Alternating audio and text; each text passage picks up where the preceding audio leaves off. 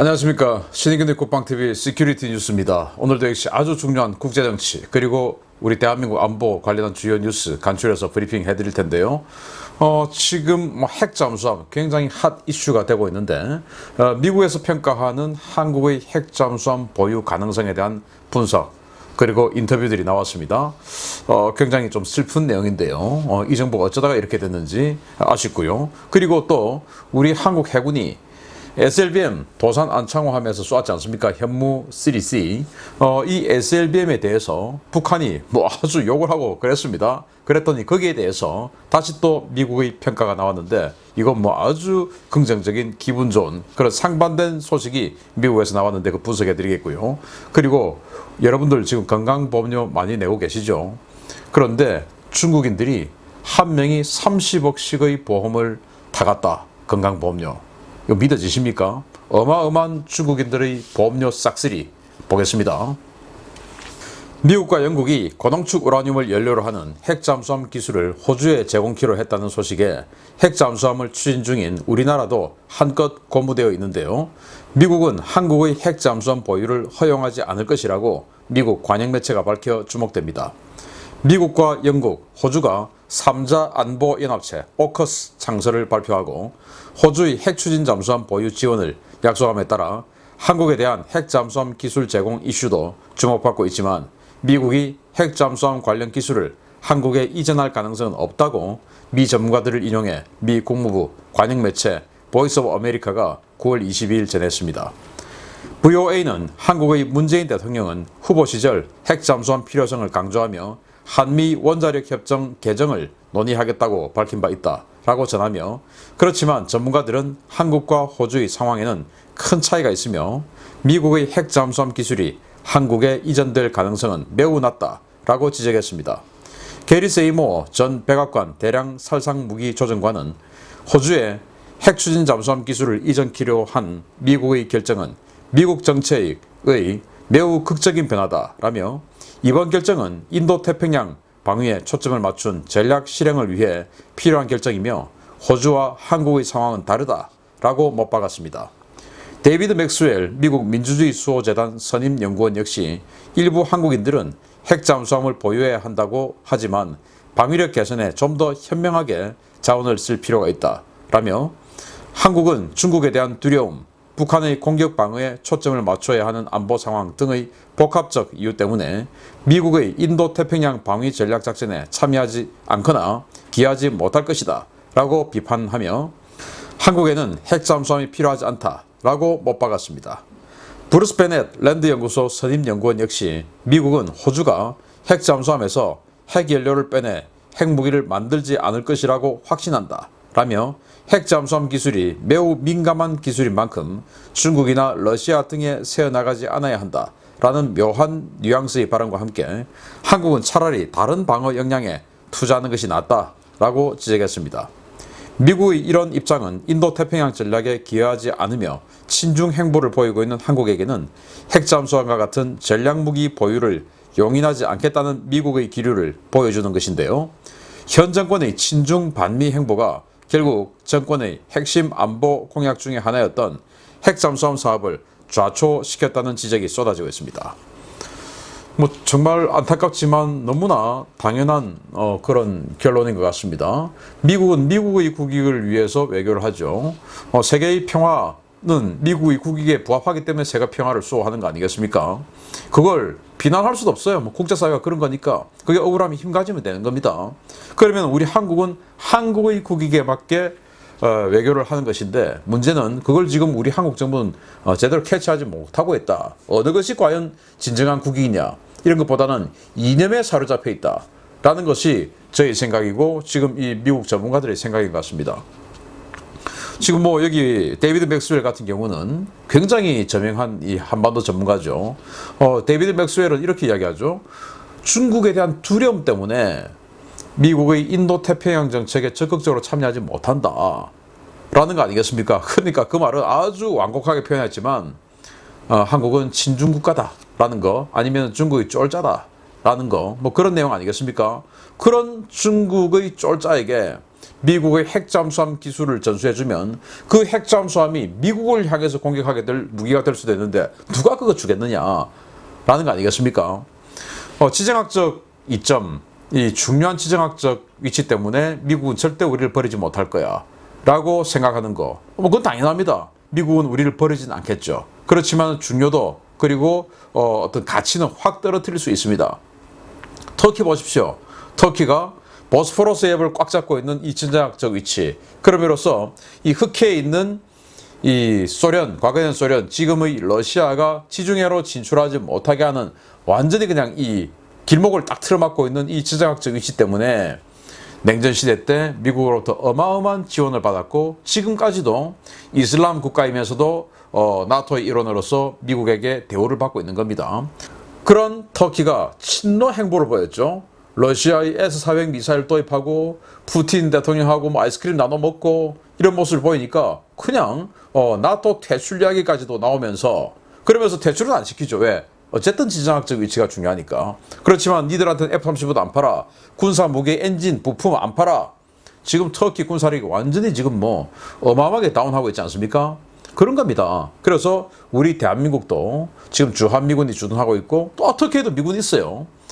그런 상황이라서 너무나 지금 낙관하는 것은 아니냐. 절대 미국은 우린 못 버려. 안 버리겠죠. 왜 버립니까? 버리면 그냥 뭐 뒤도 안 돌아보고 저기 갖다 붙어버릴 건데 놔두겠죠. 여기도 아니고 저기도 아니고 어정쩡한 상태로 놔두겠죠. 그렇지만은 과거에 우리가 냉전시대 때 받았던 그런 미국의 어마어마한 그런 지원들, 그리고 경제, 외교적인 혜택들, 이런 거는 다 사라지겠죠. 그거 하나가 바로 이 핵잠수함 아니겠냐. 그러면서 이 브루스 베넷 같은 경우에 이 한국에다가 이 핵잠수함 기술을 주면 묘한 뉘앙스를 딱 하면서 사실은 이제 한국 이야기를 하고 바로 중국 이야기를 하니까 중국에게 그 기술 들어갈 수 있다. 근데 어떻게 한국에게 주겠냐?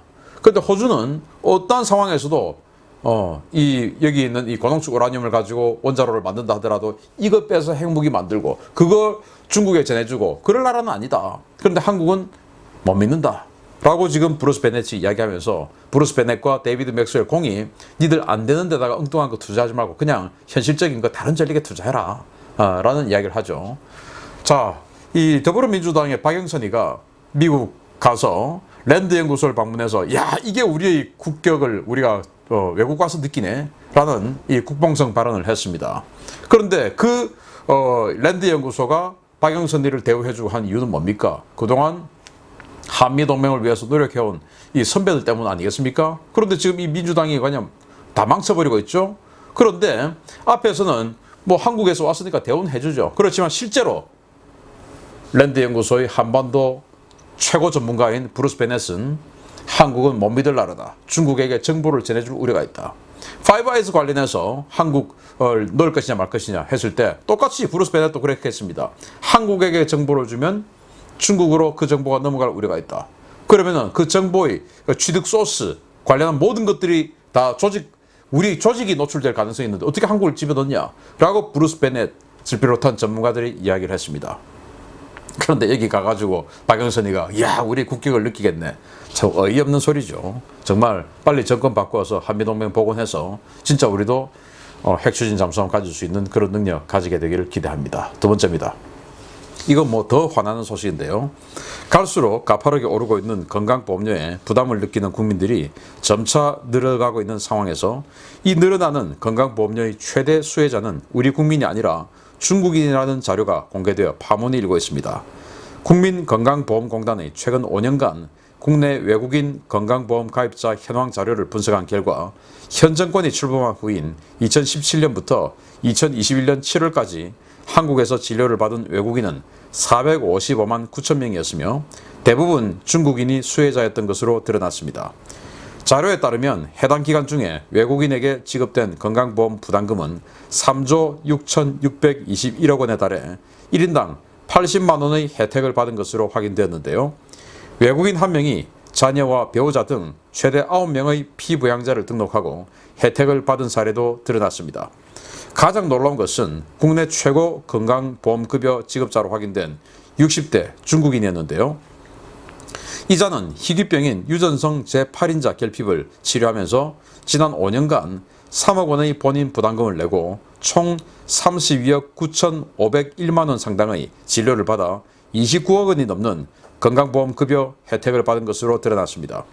자료에는 지난 5년간 외국인 건강보험급여액 상위 10명 중에 7명은 중국인이었으며 12억 7,400만 원의 진료를 받은 10대, 7억 1,600만 원의 진료를 받은 20대 등이 이름을 올렸는데요.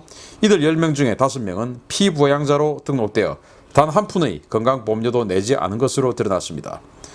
중국인들 사이에서는 한국에서는 결핵치료가 무료다라며 한때 관광비자로 입국해서 국립결핵병원에서 1인당 수천만 원에 달하는 치료를 받거나 수백만 원어치의 약을 받아 챙겨서 중국으로 빼돌리는 등 우리 국민들이 낸 보험금으로 이익을 취하는 것이 유행처럼 번지고 있는데요. 우리 국민에게 강제로 걷어간 건보료도 중국인에게 혜택을 뿌려대는 정책, 전부 바로잡고 그들이 뜯어간 돈도 환수해야 한다는 비판의 목소리가 커지고 있습니다. 여러분들 5년 전 기억하십니까? 문재인 당시 대통령 후보가 TV 토론할 때 저도 지금 선명히 기억하는데 당시 국민건강보험공단에 한 20조 원 정도의 자본금이 쌓여 있었다. 그걸 가지고 이 건보 혜택을 확대하겠다라고 주장했고 당시 홍준표 후보는 그게 말이 되냐? 그러면 이 건보료 지금 20조 이거 다 털어먹어버리고 그리고 결국 국민들이 더 부담해야 되는데 그게 말이 되냐? 그랬더니 문재인은 그거 부담하지 않고 할 수 있다 라고 그냥 방법은 이야기하지 않고 계속 할 수 있다만 강조했어요. 제가 그게 지금 뭐 다 기억이 나는데 그런데 문재인 정권 들어와서 얼마 지나지 않아서 20조 원 다 털어먹었죠. 그리고 여러분들 지금 건강보험료 굉장히 많이 올랐죠. 바로 그겁니다. 그런데 그렇게 해서 여러분들 병원 많이 가셨습니까? 저는 병원 별로 간 적이 없습니다. 그런데 건강보험료 요새 너무 많이 올라가서 야 이걸 내가 낸 걸 다 쓸 수는 있을까? 라고 생각할 정도로 정말 많이 내고 있습니다. 그런데 놀랍게도 그 보험료를 중국인들이 한 명이 29억 원씩 타간 이런 상황도 있네요. 이제 이자는 아주 희귀한 질병을 앓고 있는데 이게 그 한국 국적을 가진 중국 출신 한국인이 아니고 그냥 한국 거주 중국인입니다. 그냥 한국에 있는 조선족이에요. 이자가 병원에 가서 희귀 질병을 앓고 있으니까 당연히 치료비가 비싸겠죠. 그래서 자신이 여태까지 내었던 건강보험료 그리고 플러스 이 병원에 가서 낸 치료비 본인 부담금 있지 않습니까? 그게 3억 원 정도밖에 안 되는 거예요. 그런데 총 치료비는 32억 원이 넘는 겁니다. 그래서 29억 원 넘게를 건강보험료 이 공단에서 부담을 한 겁니다. 여러분들 이게 믿어지십니까? 여러분들 평생에 29억 원의 건강보험료 공단에서 받아 쓸 수 있는 그런 개연성이 있겠습니까? 없지요. 그런데 이렇습니다. 그리고 10대, 20대 이런 젊은 사람들이 마구마구 그런 보험료를 10억 원 넘는 보험료를 지출하는 치료 행위를 여기서 받았다. 그리고 더 놀라운 것은 지금 코로나 때문에 격리치료 이런 것 때문에 지금 잠잠해졌습니다만은 코로나 직전까지 중국인들이 이거 조선족도 아니고 그냥 중국인들이 한국에 결핵치료하러 오는 중국인들이 어마어마하게 많았다는 겁니다. 결핵이라는 것은 전염성이 있으니까 한국에 여행하러 왔는데 나 몸이 아파요. 결핵이네? 그럼 치료해줘야지. 지금 옆에 있는 한국인에게 전파될 수 있으니까. 그래서 국립결핵원에 가면 그냥 외국인들 관광하러 와가지고 이 수천만 원씩 치료 약 그냥 무자비하게 타간다는 겁니다. 그렇게 해서 가지고 중국 가고 또 그걸 가지고 돈 벌어먹는 자들도 있고 이렇게 해서 한국에 결핵 관광을 오는 브로커까지 있었다는 거예요. 자, 그 상황을 제가 잠시 좀 보여드리겠습니다. 아까 보셨던 사진인데요. 자, 이게 어떤 약사님이 공개한 영수증이에요. 이거 보시면 야간에 조제를 했고 그리고 총 부담금이 761만 4,580원. 이 중에서 환자가 낸 돈이 500원 그리고 보험공단에서 낸 돈이 761만 4,080원. 아니 여러분들 약국 가서 760만 원치 약 받아오신 적 있습니까? 그런데 놀랍게도 이게 한 달분입니다. 28일분. 28일분 약을 760만 원치 탔는데 자기 돈 낸 건 500원이다. 그런데 이 사람이 중국인이다 이겁니다. 놀랍지 않습니까? 이런 일들이 대한민국에서 벌어지고 있습니다. 이거 여러분들 바로 잡아야 되지 않겠습니까? 이런 사람이 한둘이겠습니까? 지금 이제 잠시 코로나 때문에 스탑되어 있지만 이런 정도로 정말 어이없이 정말 무책임하게 또 무차별적으로 중국인에게 우리 한국인의 돈을 뜯어서 중국인에게 주는 이 혜택. 여러분들 자녀들 또 본인이 미국이나 해외에 유학 다녀오신 분들 많지 않습니까? 그 유학 간 학생들 미국인하고 똑같은 건강보험 혜택 받습니까? 유학생 보험 가입을 한다 하더라도 그런 보험 혜택 못 받죠. 그런데 우리는 왜 이렇습니까? 이거는 반드시 수정되어야 할 정책입니다. 그런데 이렇게 하지 못한 이유는 또 뭐냐?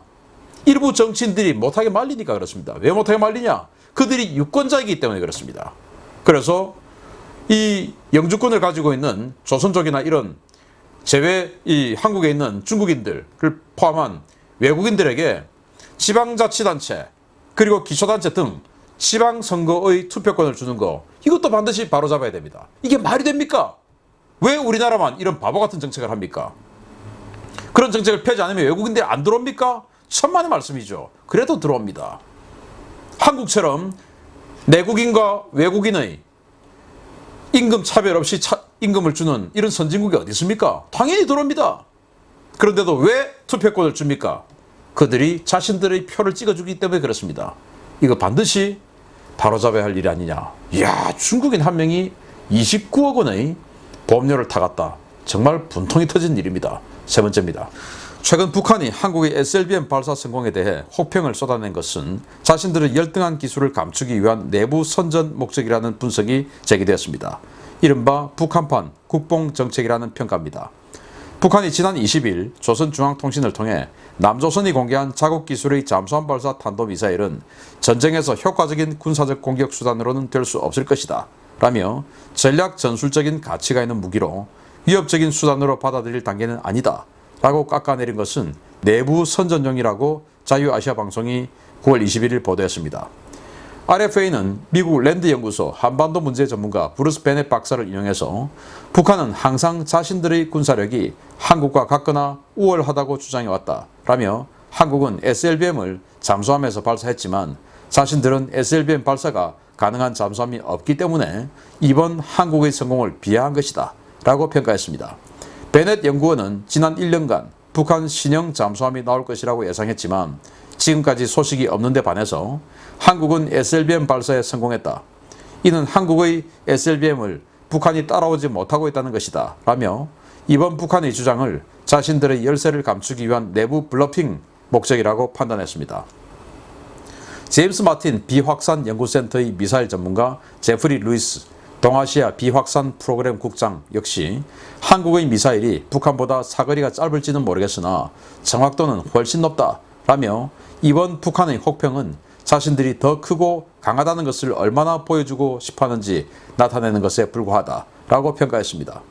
전문가들의 평가대로 북한은 지난해 신형 잠수함 운용 부대를 창설하고 심포조선소의 위장막을 강화하는 등 신형 잠수함 진수가 임박했다는 징후들을 내보이고 있지만 실제 잠수함 진수는 일어나지 않고 있는데요. 자신들이 먼저 시작한 SLBM 프로그램에서 한국이 먼저 성과를 보이자 혹평하며 깎아내리기에 바쁜 북한의 모습 지저분하지 못해 안타깝기까지 합니다. 자, 우리 현무3 이게 쫙 바다를 뚫고 올라가고 있습니다.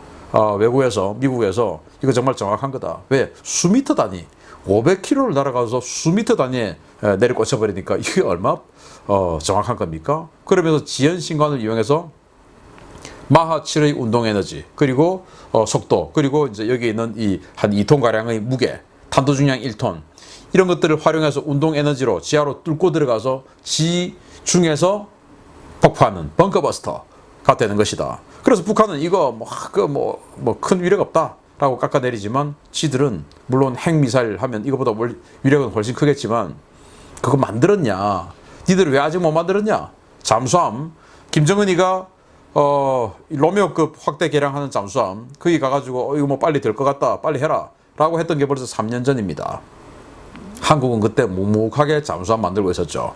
과거 박근혜 정부, 이명박 정부 이럴 때부터 우리 한국은 장보고3 사업단을 추진해 오면서 잠수함을 만들기 시작했고 그 만드는 중에 북한이 SLBM 북극성 일형을 쏘아 올리니까 당시 박근혜 정부 때의 김관진 장관이 야 우리도 하자 SLBM 해서 원래 현무3 순항미사일을 일발시키려고 했던 것을 이렇게 현무4-4 SLBM으로 탄도미사일로 바꾸려고 지시한 것이 김관진 당시 장관입니다. 그래서 뭐 지금 이 정부의 치적이다 웃기는 이야기죠. 누가 결심하고 스타트했냐 그거 아니겠습니까? 참고로 제가 아까 뭐 현무3라고 이야기를 했는데 실수했습니다. 현무4-4입니다. 그래서 이런 지적들은 과거 지금의 야당 국민의힘의 전신들인 그 정권들에서 이 강력한 억제력을 가진 전략 무기들을 만들기 시작했다는 거 제가 다시 한번 알려드리고요. 아무튼 이런 무기들이 있으니까 북한이 이제 겁나죠. 언제 두드려 맞을지 모르니까. 그리고 자신들이 SLBM 언제 바로 잠수함에서 쏠 것처럼 보여줬다가 아직도 못 만들고 있으니 부끄럽기도 하겠죠. 그래서 깎아내리기에 여념 없는데 이건 국내 정치용이다 라고 폄하하는 미국 전문가의 분석은 굉장히 기분이 좋습니다. 마치겠습니다. 감사합니다.